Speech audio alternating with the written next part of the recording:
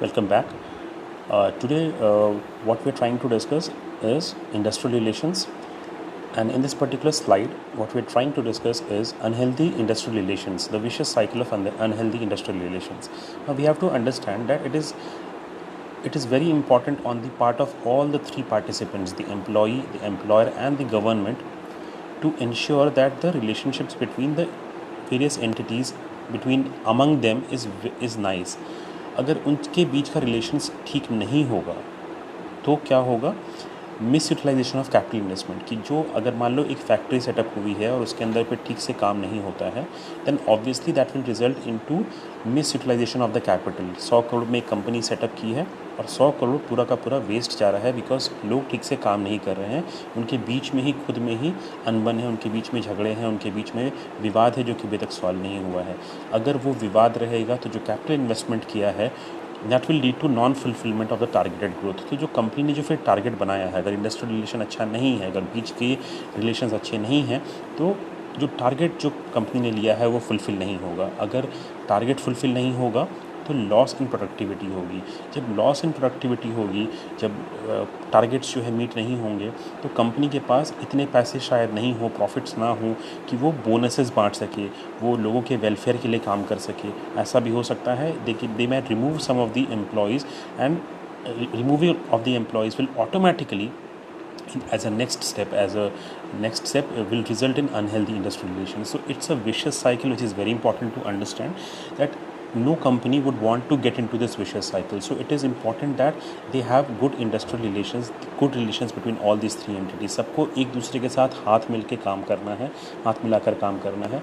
जो एम्प्लॉयर है को एम्प्लॉय के साथ, एम्प्लॉय को गवर्नमेंट के साथ, इन तीनों को साथ में मिल के काम करना है ताकि तीनों का जो मकसद है, तीनों का जो पर्पस है वो सॉल्व हो सके।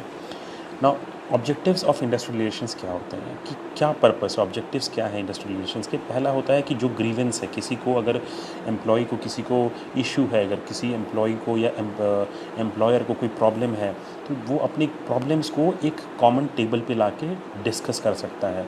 पहले क्या था कि पहले it was a dominating society, पहले एम्प्लॉयर के पास ज़्यादा पावर था। अगर आप 1900 से पहले के इंडस्ट्रियल रिवोल्यूशन के टाइम का देखोगे, जो हमने पहले भी डिस्कस किया है, at that point of time the employers had greater amount of power. So power leads to corruption, power leads to oppression.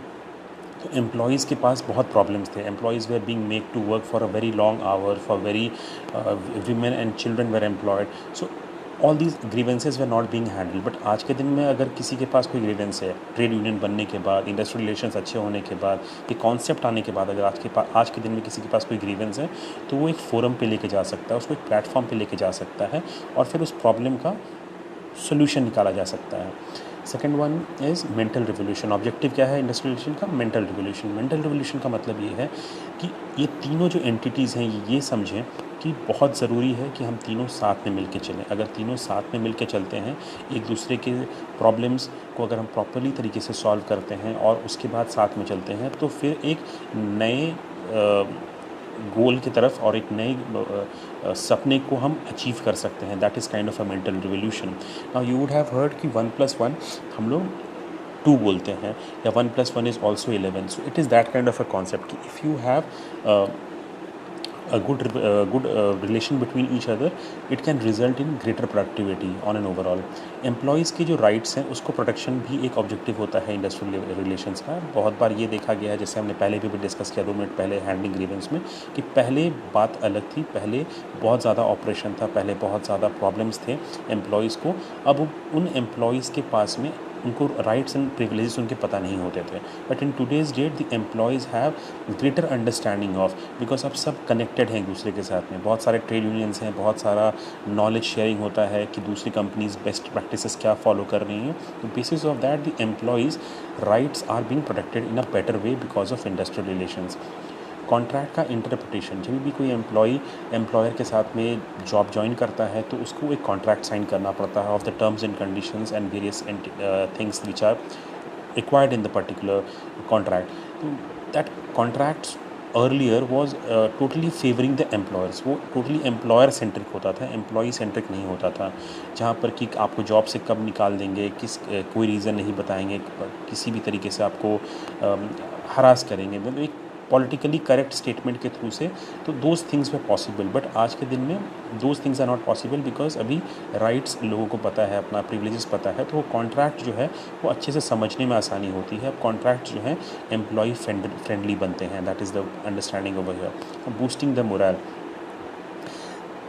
अगर मैं पहले के साथ कंपेयर करूँ, वही 100 साल पहले हम लोग फिर से जाते हैं, 100 साल पहले की बात करें तो employee was not considered as a partner in the industry, in the organization, in the factory, in the manufacturing unit. उसको पार्टनर कभी कंसिडर नहीं करते थे।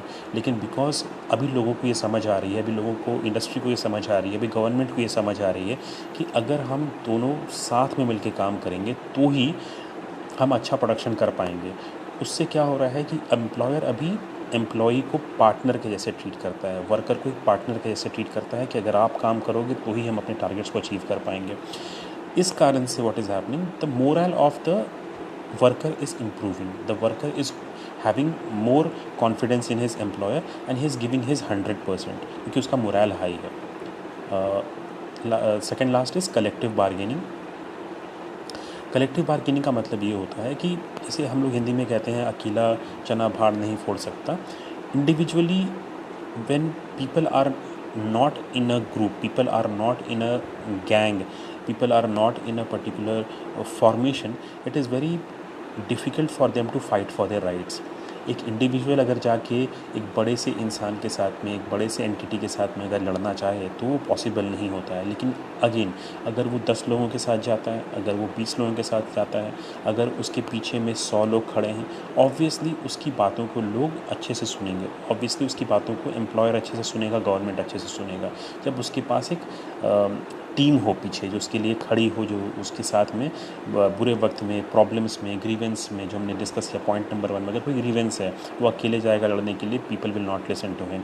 But if he goes in a group then probably he will be listen to in a better way. So that is the benefit of collective bargaining कि अगर मुझे किसी अपने हक के लिए लड़ाई करनी है, बार्गेन करना है मुझे अपने हक के लिए, तो मैं अकेले नहीं जाऊँगा, मैं I will go in a group. That is the meaning of collective bargaining जो हम ट्रेड यूनियंस में देखते हैं, वो जाके कलेक्टिवली फ़ाइट करते हैं। सिमिलरली अगर आप देखोगे कि मान लो telecom sector, Reliance, Airtel, Vodafone को किसी पर्टिकुलर प्रॉब्लम पे सरकार से मदद चाहिए, सरकार से हेल्प चाहिए, तो वो अकेले जाएंगे तो मे बी शायद ना सुने, अकेले वोडाफोन जाएगा तो शायद ना सुने। बट अगर वो ग्रुप में जाते हैं तो ये हो सकता है कि गवर्नमेंट के आइडियाज़ को, रूल्स एंड रेगुलेशंस को थोड़ा सा मोल्ड करवा सकें, वो कन्विंस कर सकें इन a better way.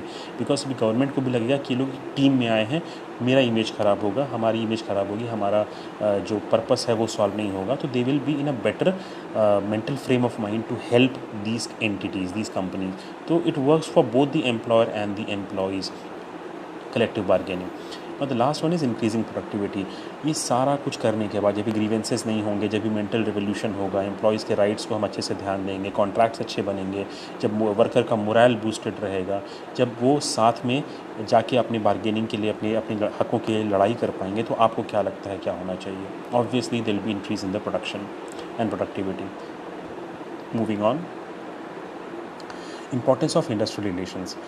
First one is it establishes industrial democracy. Industrial democracy का मतलब ये है कि जो वर्कर है अब उसको एक हिस्सा माना जा रहा है, अब उसको एक कॉग इन द व्हील, एक अदना सा सिपाही नहीं माना जा रहा है। He is being considered into a important resource. Employer is now giving the worker a feeling कि आप नहीं रहोगे तो हम काम नहीं कर पाएंगे। जैसे डेमोक्रेसी में क्या होता है कि हम सबको बोलने का हक होता है। Everybody has the right to express, everybody has the right to fight, everybody has the right to raise his voice. So if that is being done, the industrial democracy का फॉर्मेशन होता है। इंडस्ट्रियल डेमोक्रेसी से, industrial relations अच्छे होने से economic growth and development होता है, जो हमने देखा हुआ है। It ensures optimum use of जितने भी स्केर्स रिसोर्सेज हैं, हमेशा रिसोर्सेज स्केर्स होते हैं, उसमें से ऑप्टिमल निकालना पड़ता है, मोस्ट एफिशिएंट वे ऑफ निकालना पड़ता है, मोस्ट इफेक्टिव वे निकालना पड़ता है। तो जब ये हम तीनों को इस्तेमाल करते हैं, इंडस्ट्रियल रिलेशंस अच्छा रखते हैं, तो optimum use of scarce resources होता है। अगर इंडस्ट्रियल रिलेशंस की बात करें तो अगर अच्छा इंडस्ट्रियल रिलेशंस करना है तो अच्छा लेबर लेजिस्लेशन होना पड़ेगा। आपको समझाना पड़ेगा थ्रू लेबर लेजिस्लेशन, आपको एम्प्लॉयर को कंट्रोल में रखना पड़ेगा कि वो वर्कर के ऊपर ज़्यादा हावी ना हो जाए, वो वर्कर के साथ ज़्यादा सख्त ना हो जाए, उनके हक के लिए बात करें, उनके एम्प्लॉय वेलफेयर के लिए बात करें। वो सब चीज़ें तब ज़्यादा अच्छे से पॉसिबल होंगी। It improves the moral of the work force, ये हम लोग डिस्कस कर चुके हैं. It discourages unfair practices on part of both the management and the trade unions. तो ट्रेड यूनियन के पास भी एक्स्ट्रा पावर देंगे तो प्रॉब्लम है, और मैनेजमेंट के पास भी एक्स्ट्रा प्रॉब्लम देंगे तो प्रॉब्लम है. तो अगर इंडस्ट्रियल रिलेशंस को अच्छे से समझें तो ये दोनों का जो प्रॉब्लम्स है उसको सॉल्व करने की कोशिश करता है. जो अनफेयर प्रैक्टिसेस हैं, जो गलत धारणाएं हैं, जो गलत तरीके से काम निकलवाने की जो कोशिश है, उस पर ये एक लगाम लगाता है. That's all for today. Will be discussing the next in the next part.